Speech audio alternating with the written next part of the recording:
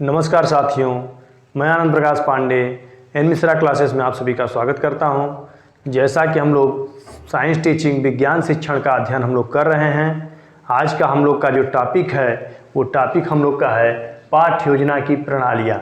हम आपको बोले थे कि हम आपको इस वीडियो में या फिर जो अगला वाला वीडियो आएगा उसमें हम आपको पाठ्य योजना बनाना सिखाएंगे, लेकिन आज हम पाठ्य योजना बनाने से भी पहले हम लोग कुछ और जो इम्पोर्टेंट जो हैं उनको भी हम लोग पहले पढ़ लेते हैं। देखिए क्या है आज कि पाठ्य योजना की प्रणालियाँ की जो पाठ पहले हम पढ़ाए आपको, इससे पहले वीडियो में आप जाके देख लीजिएगा कि पाठ्य योजना के जो पद होते हैं उसको हम पढ़ाए। आज हम लोग पढ़ेंगे कि पाठ्य योजना की प्रणालियाँ क्या होती हैं, इनके उपागम क्या होते हैं। तो जैसा कि आपको लिखा गया है यहाँ पे थोड़ा ध्यान दीजिए कि पाठ्य योजना की जो प्रणालियाँ हैं वो आपको 4 प्रकार की होती हैं। पाठ्य योजना जब बनाते हैं हम तो वो 4 प्रकार से हम पाठ्य योजना को बना सकते हैं। उनके 4 प्रकार हैं या उनकी 4 प्रणालियाँ हैं। 4 प्रकार के माध्यमों से हम पाठ्य योजना को बना सकते हैं। तो उसके पहले आप लोग चैनल पे जितने भी लोग नए हों वो चैनल को आप लोग सब्सक्राइब कर लीजिए और ज़्यादा से ज़्यादा वीडियो को आप लोग शेयर कर दीजिए। और अगर वीडियो अच्छा लगता है तो आप लोग लाइक कर दिया करिए, आपको कहना न पड़े। तो आइए देखते हैं, ये जो आपका विज्ञान शिक्षण है, विज्ञान शिक्षण में आपका यूनिट और जो भी होगा टॉपिक आप अपना मिला लीजिएगा, कौन सी इकाई चल रही है, कौन सी आपका चल रहा है। आज हम लोग देखेंगे कि पाठ्य योजना की जो प्रणालियाँ होती है वो कौन कौन सी प्रणालियाँ हैं। तो आपको हम पहले बता दें कि ये 4 प्रकार की प्रणालियाँ होती हैं, जिसमें कि हर्बर्ट की पंचपदी प्रणाली होती है, कुछ लोग जानते भी होंगे। या आपका हर्बर्ट की पंचपदी जो प्रणाली होती है ये सबसे ज़्यादा इंपॉर्टेंट हो जाती है, सबसे ज़्यादा ये पूछा जाता है क्वेश्चन में, मतलब पेपर में पूछा जाता है। अगला है ब्लूम की मूल्यांकन प्रणाली। आप वैसे भी जानते हैं कि हम जब भी पाठ्य योजना जब बनाते हैं या जब भी बच्चों को पढ़ाने के लिए जब हम जाते हैं तो सबसे पहले उसमें सबसे ज़्यादा महत्वपूर्ण क्या होता है, तो ब्लूम की टेक्सोनॉमी, यही जो है ब्लूम।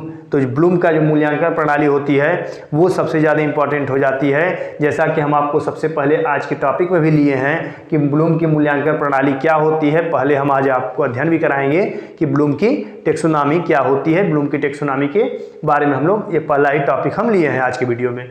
अगला देखिए क्या है एनसीईआरटी।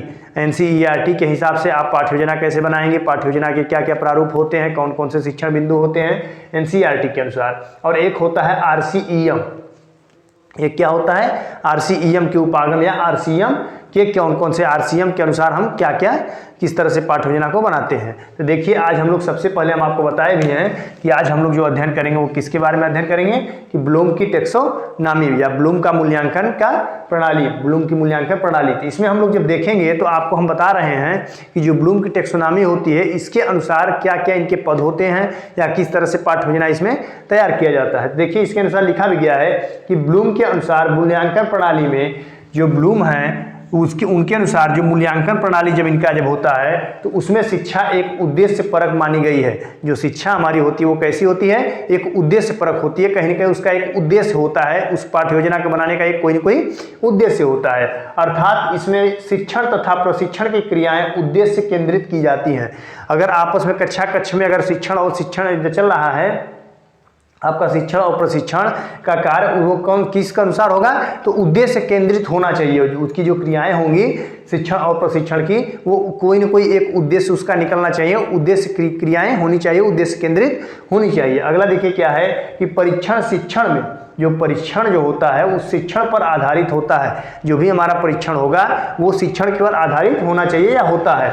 आगे देखिए क्या है कि इसमें मूल्यांकन को व्यापक रूप में प्रस्तुत किया जाता है। इसमें जो मूल्यांकन इसका जो होता है उसको हम व्यापक विस्तृत रूप में क्या करते हैं, व्यापक रूप में प्रस्तुत किया जाता है। आगे देखिए क्या है कि मूल्यांकन छात्रों की निष्पत्ति को सीमित नहीं करता है। ये जो मूल्यांकन है ब्लूम की टेक्सोनॉमी जो होती है वो क्या होती है, तो मूल्यांकन जो होता है वो छात्रों की निष्पत्ति को सीमित नहीं करती है। ये ऐसा नहीं करती है कि आपको जब पाठ्य योजना बनाए ऐसा हम या फिर इस तरह से एक शिक्षक सिखा रहा हो कि आपको पाठ्य योजना आपकी सीमित हो जाए। आपको जो सोचने समझने जो आपका उद्देश्य हो वो आपका क्या हो, एक सीमित मतलब हो नहीं। ये आपका क्या होना चाहिए, निष्पत्ति सीमित नहीं करता है, बल्कि इसमें बालक के संपूर्ण व्यवहार तथा शिक्षण प्रक्रिया के उपकरणों एवं विधियों के आधार पर जांच की जाती है।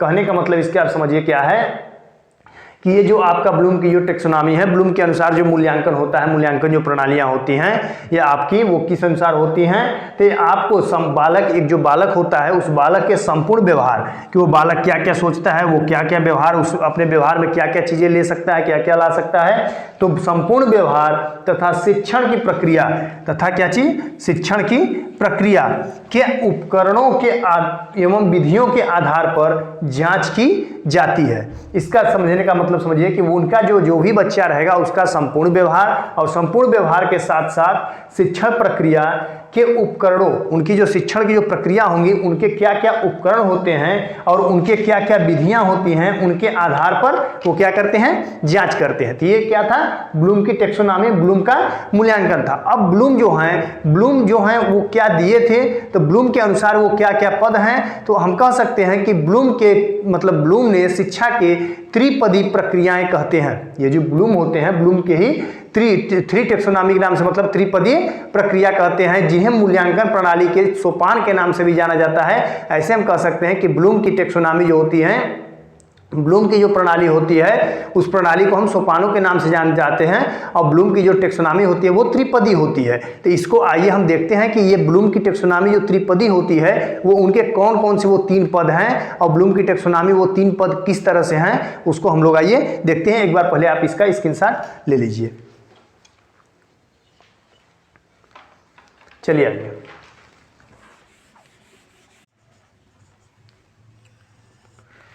देखिए हम आपको बोले भी थे कि ब्लूम की जो मूल्यांकन प्रणाली है उनके क्या है, त्रिपदी हैं। तो वो त्रिपदी क्या क्या है, कौन कौन से हैं, तो वही हम लोग देखेंगे। तो सबसे पहला हम देखेंगे कि सबसे पहला क्या है, तो शैक्षिक उद्देश्यों का निर्माण। क्या है, शैक्षिक उद्देश्यों का निर्माण।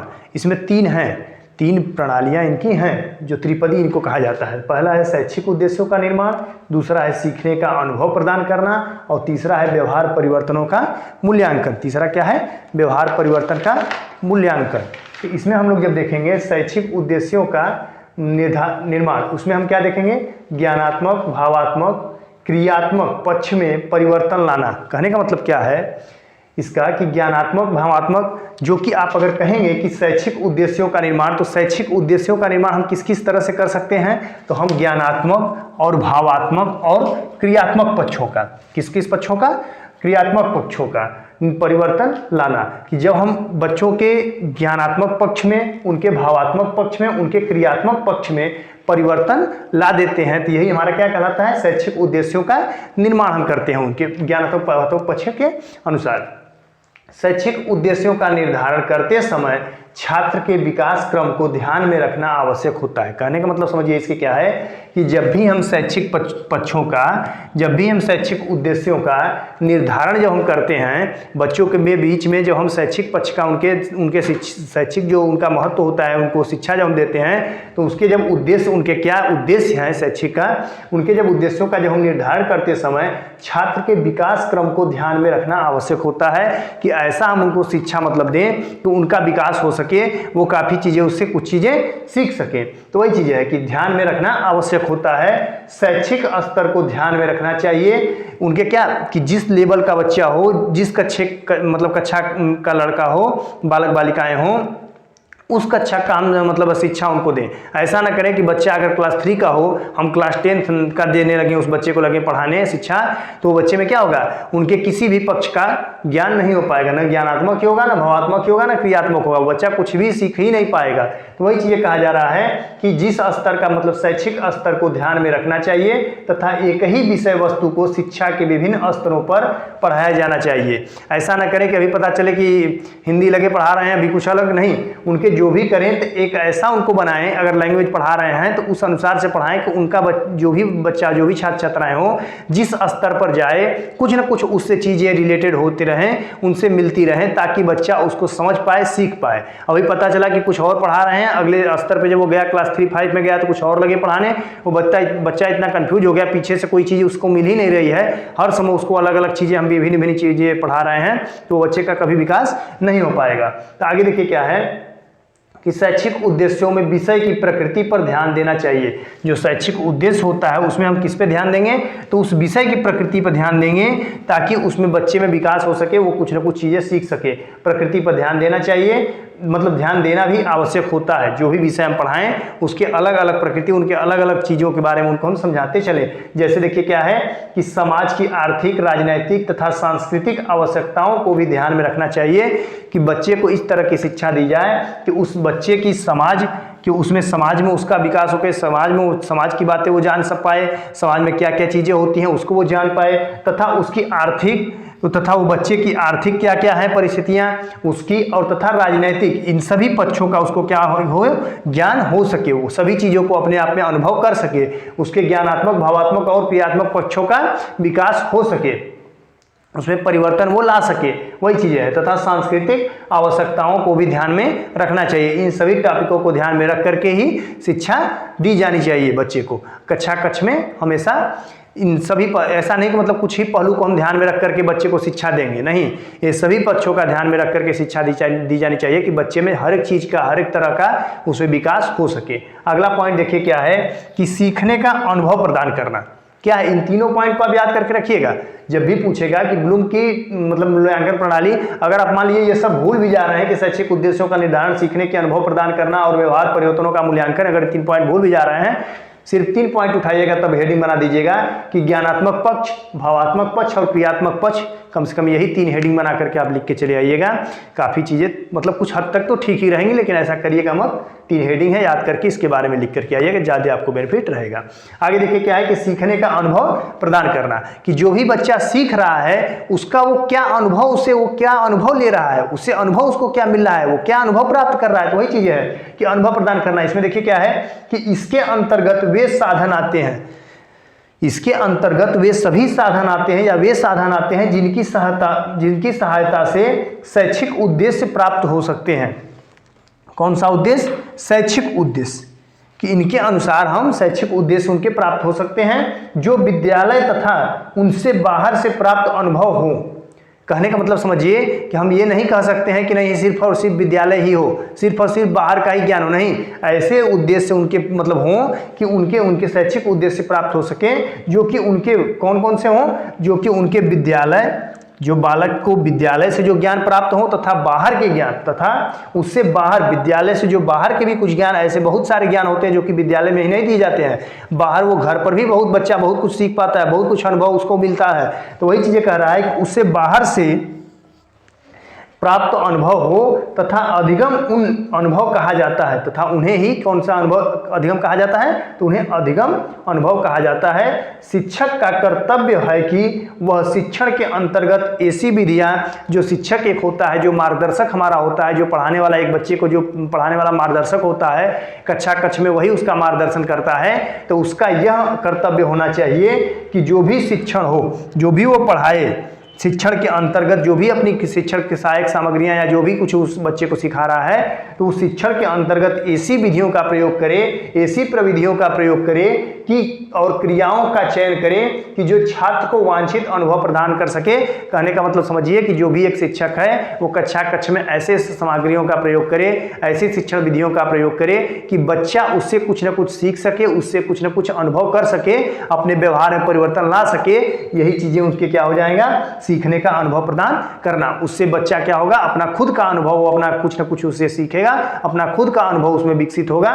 यही चीजें हैं आपका क्या, सीखने का अनुभव प्रदान करना। अगला पॉइंट अगर हम देखें क्या है, व्यवहार परिवर्तन का मूल्यांकन। कहने का मतलब समझिए क्या है कि जब बच्चा अपने व्यवहार में अनुभव जब कर लिया, जैसे यहाँ देखिए क्या था, अनुभव प्रदान करना। जब बच्चा सीखने, जब कुछ चीज़ें जब शिक्षक जब सिखाया और बच्चा उसे सीख लिया, तो उस सीखने के बाद अपना बच्चे का खुद का अनुभव होगा, और जब खुद का अनुभव जब बच्चा जब कर लेगा तो उसमें वो क्या करेगा, फिर बाद में व्यवहार परिवर्तन का मूल्यांकन करेगा।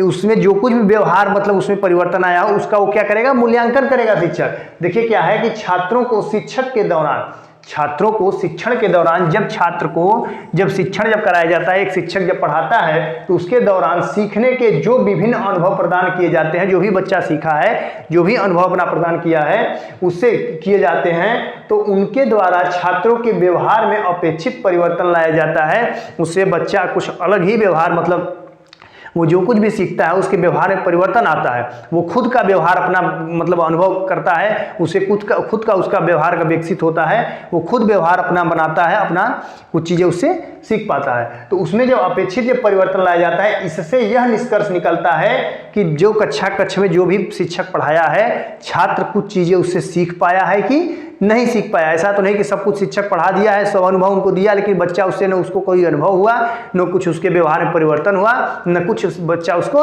पढ़ाए गए शिक्षक के ज्ञान को सीख पाया। ऐसा तो नहीं हुआ। वही चीज़ें देखिए है यहाँ पे कि इससे यह निष्कर्ष निकाला जाता है कि छात्र छात्राओं में अपेक्षित व्यवहार परिवर्तन हुआ है या नहीं। यदि नहीं हुआ है तो उनमें सुधार की आवश्यकता है। अगर शिक्षक सिखाया है बच्चे को और बच्चा अगर उसकी बातों को नहीं सीख पाया है, उसे अनुभव कुछ नहीं मिल पाया है, तो उसमें क्या जरूरत होगी? फिर से शिक्षक को चाहिए कि उस बच्चे का फिर से उनमें सुधार करे और फिर से उसको समझाने का प्रयास करे। यही चीज़ें आपका क्या हो गया, ये 3 ब्लूम के जो मूल्यांकन प्रणालियां हैं उनके 3 ये क्या हो गए, त्रिपदी उद्देश्य हो गए। इनके 3 उद्देश्य हो गए। एक पहला क्या है, शैक्षिक उद्देश्यों का निर्माण, दूसरा है सीखने का अनुभव प्रदान करना, तीसरा व्यवहार परिवर्तन का मूल्यांकन। अब देखिए इसका एक बार पहले आप स्क्रीनशॉट लीजिए, तो फिर आगे हम बताते हैं आपको। तो देखिए अभी इसमें एक और टॉपिक बचा है। क्या बचा है? ब्लूम के मूल्यांकन आयाम में पाठ्य योजना के घटक। जैसे कहने का मतलब इसके क्या है कि जो ब्लूम की जो टेक्सोनॉमी जो है, वो ब्लूम का जो मूल्यांकन है, उस मूल्यांकन आयाम में हम पाठ्य योजना जो उनके होते हैं, उनके अनुसार पाठ्य योजना जो हम बनाते हैं, उस पाठ्य योजना के कौन कौन से घटक हैं ब्लूम के अनुसार, वो क्या हैं, उसको हम लोग देखेंगे। देखिए इनमें 5-6 पॉइंट हैं जिसके माध्यम से ब्लूम की टेक्सोनॉमी कही जाती है, उनके पाठ्य योजना बनाने में हमको सहायक होती है। पहली विधि क्या, मतलब पहला पॉइंट क्या है? शिक्षण बिंदु। शिक्षण बिंदु कहने का मतलब क्या है कि जब भी पाठ्य योजना बनाई जाए, ब्लूम ये कहते हैं, ब्लूम की टेक्सोनॉमी ये कहती है कि जब भी पाठ्य योजना बनाई जाए उसमें शिक्षण बिंदुओं को ध्यान में रखा जाए कि हम किसके बाद कौन सा मतलब टॉपिक पढ़ाएंगे, क्या चीज़ हम पहले पढ़ाएंगे, क्या चीज़ बाद में पढ़ाएंगे, पहले परिभाषा पढ़ाएंगे, पहले अर्थ पढ़ाएंगे।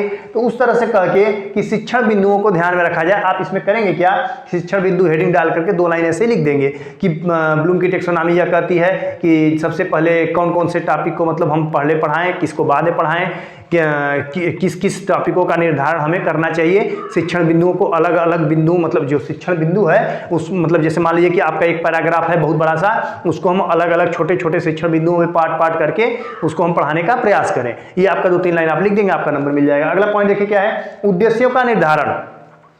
जो भी टॉपिक आप पढ़ाने जा रहे हैं उसका उद्देश्य का निर्धारण आप करिए कि उससे बच्चे का विकास हो सके कि नहीं, उससे बच्चे में अनुभव हो सके कि नहीं, उसमें व्यवहार में उसके बच्चे के परिवर्तन हो सके कि नहीं।